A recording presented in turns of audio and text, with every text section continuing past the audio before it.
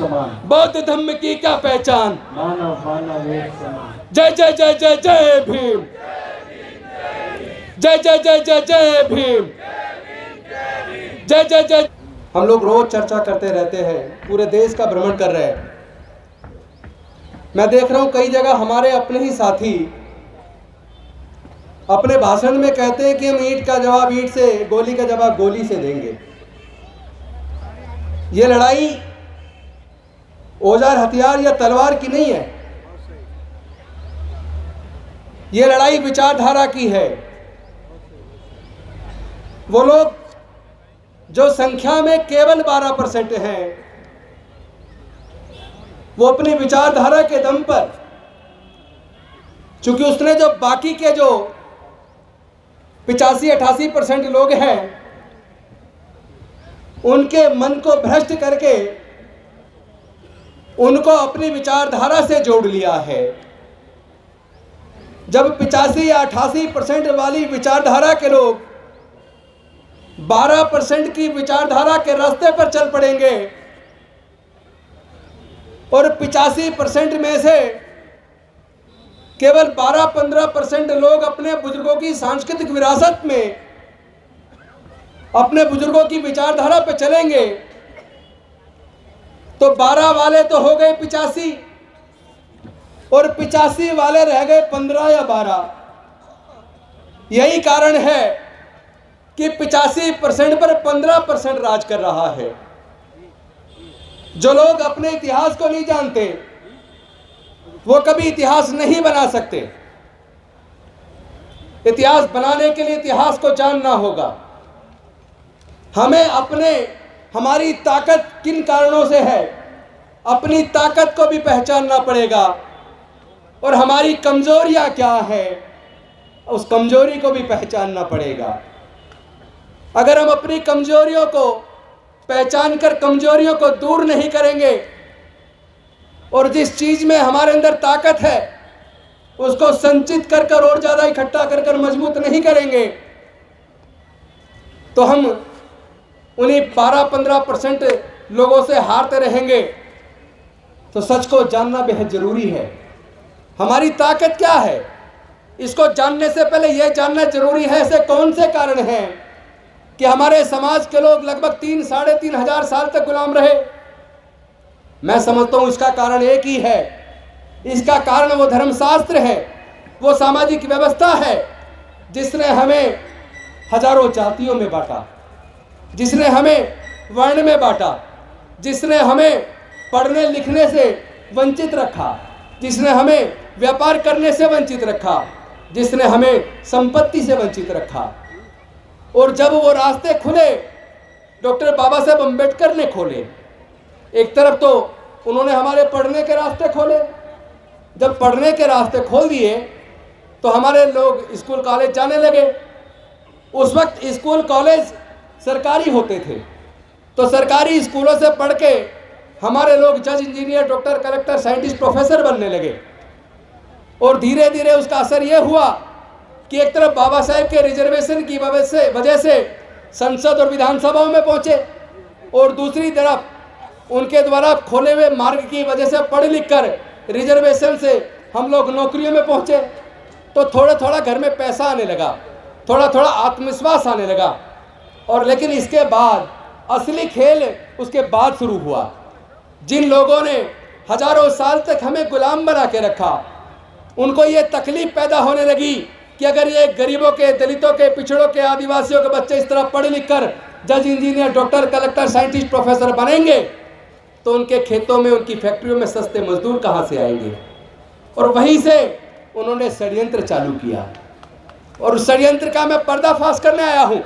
क्योंकि मैंने इस बात का सर्वे किया है कि जो सुप्रीम कोर्ट, हाई कोर्ट के अंदर जो जज हैं वो सरकारी स्कूल से पढ़े हैं या प्राइवेट से पढ़े हैं। जितने सीनियर ब्यूरोक्रेट्स हैं, senior doctor, senior engineer, senior scientist, senior professor हैं, वो सरकारी स्कूल से पढ़े हैं या प्राइवेट से पढ़े हैं। मेरे सर्वे में ये निकल कर आया 97% से 98% के बीच सुप्रीम कोर्ट, हाई कोर्ट के जज, ब्यूरोक्रेट्स, डॉक्टर, इंजीनियर, जज, साइंटिस्ट, प्रोफेसर वो सरकारी स्कूलों से पढ़े हैं। यानी कि सरकारी स्कूलों में पढ़ाई अच्छी थी। फिर ऐसा कौन सा कारण है, लगभग 40 साल पहले एक षड्यंत्र रचा गया कि अगर इसी तरह दलितों, पिछड़ों, आदिवासियों, गरीबों के बच्चे पढ़ लिख कर अगर ये जज, इंजीनियर, डॉक्टर, कलेक्टर बनते रहे तो उनको सस्ते मजदूर कहाँ से मिलेंगे, और जो पढ़ जाएगा वो जग जाएगा, जो जग जाएगा वो सवाल पैदा करेगा, और जो सवाल पैदा करेगा उसको बेवकूफ़ बनाकर उसका वोट नहीं जीत सकते। तो उन्होंने षड्यंत्र किया एक तरफ, और इस सच को आपको मानना पड़ेगा। चूंकि भाई मैं तो बड़ा गौरवान्वित हूँ अपने पूर्वजों की धरती पर मेरठ में आके, चूंकि हम लोग, हमारे पूर्वज मेरठ के थे। आज भी मेरे से कोई पूछता है आप कहाँ से हो, तो मैं कहता हूँ मेरठ जिले से हैं। तो मेरठ जिला तो ऐतिहासिक नगरी है। तो आज मैं अपने मेरठ के लोगों से बात करने आया हूँ कि आपको कम से कम इस सच को स्वीकार करना चाहिए। अब से 30 साल पहले आपने कावड़ की लाइन लगी हुई नहीं देखी होगी, कहीं टेंट लगे नहीं देखे होंगे। ऐसे कौन से कारण है कि लगभग 30 साल पहले बाढ़ आ गई, कावड़ की जगह जगह टेंट लग रहे, फ्री में खाना, ये सब क्यों? ताकि आप पढ़ लिख कर कामयाब ना बन जाओ, ताकि आप पढ़ लिख कर सवाल पैदा ना करने लगो। वो चाहते नहीं कि आप पढ़ें, और इसी के लिए उन्होंने एक बहुत बड़ा षड्यंत्र किया। जब हमने LLB की, लॉ करके वकील बनने का खर्चा लेके प्राइमरी स्कूल से और लॉ करके एडवोकेट बनने तक का मैंने पूरा खर्चा जोड़ा, तो मेरी पढ़ाई पे लगभग 8,000 रुपया खर्च हुआ वकील बनने तक। लेकिन आज मैं देख रहा था चार्ट, मैंने परसों ट्वीट किया, आपने अगर देखा हो तो, जो लॉ यूनिवर्सिटीज़ हैं, लॉ यूनिवर्सिटीज़ के अंदर एक साल की फीस का खर्चा, ट्यूशन का खर्चा और खाने का खर्चा, सारे खर्चे जोड़ ले तो एक बच्चे को केवल आज जो NLU है, मैं नॉर्मल की बात नहीं कर रहा हूँ, एक NLU से एक बच्चे को अगर आपको LLB करानी है, 5 साल का कोर्स है 12वीं के बाद, और उसका वो कोर्स 12 से 15 लाख रुपया चाहिए एक बच्चे को। मैं पूछना चाहता हूँ अपने लोगों से, क्या हमारे दलित, पिछड़े, आदिवासी, मजदूर, किसान, क्या हमारे 99% लोग अपने बच्चे की पढ़ाई पर 15-20 लाख रुपया खर्चा कर सकते हैं क्या? मैं IIT का बिल देख रहा था, IIM का देख रहा था। IIM के अंदर एक साल की फीस 20 लाख रुपए से ज्यादा है। IIM 2 साल का कोर्स है, 2 साल का कोर्स करने के लिए 40 लाख रुपए से ज्यादा चाहिए। दलित, पिछड़े, आदिवासी तो छोड़िए, जनरल कैटेगरी के भी क्या 80% लोग, क्या उनके माँ बाप 40 लाख रुपए का खर्च उठा पाएंगे क्या? मैं DTU, NLU, national Netaji Subhash university और जितने भी इंजीनियरिंग कॉलेज हैं उनकी फीस का पूरा चार्ट देख रहा था। किसी में 1 लाख, किसी में 1.5 लाख, किसी में 2 लाख, किसी में 2.5 लाख, उनका सारा खर्चा देख रहा था। तो इंजीनियरिंग कराने के लिए आज की डेट में सरकारी कॉलेज में आपको 12 से 15 लाख रुपया चाहिए।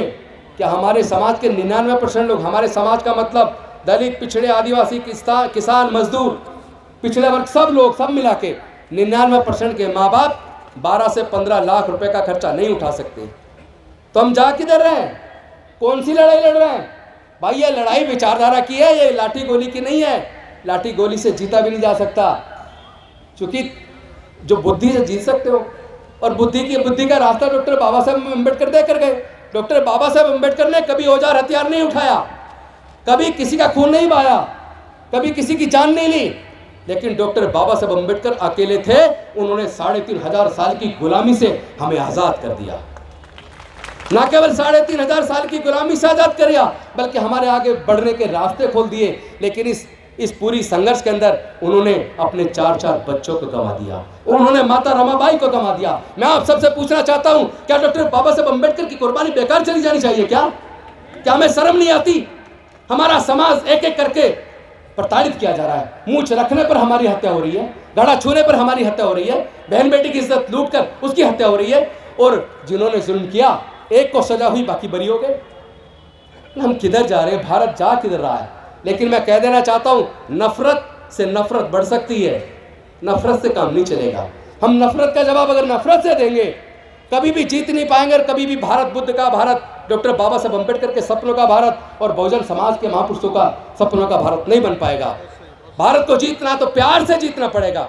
और वैसे भी हम लोग बुद्ध के धम्म को मानने वाले हैं, और आप इतिहास पढ़ लीजिए, हमारे पूर्वज बौद्ध थे।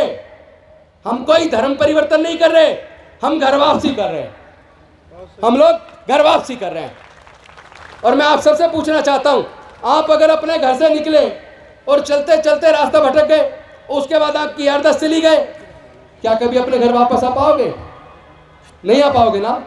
लेकिन अगर अचानक आपकी याददाश्त वापस आ जाए, आपको अपने घर का रास्ता याद आ जाए, तो आप अपने घर आओगे कि नहीं आओगे? बताइए, आएंगे या नहीं आएंगे?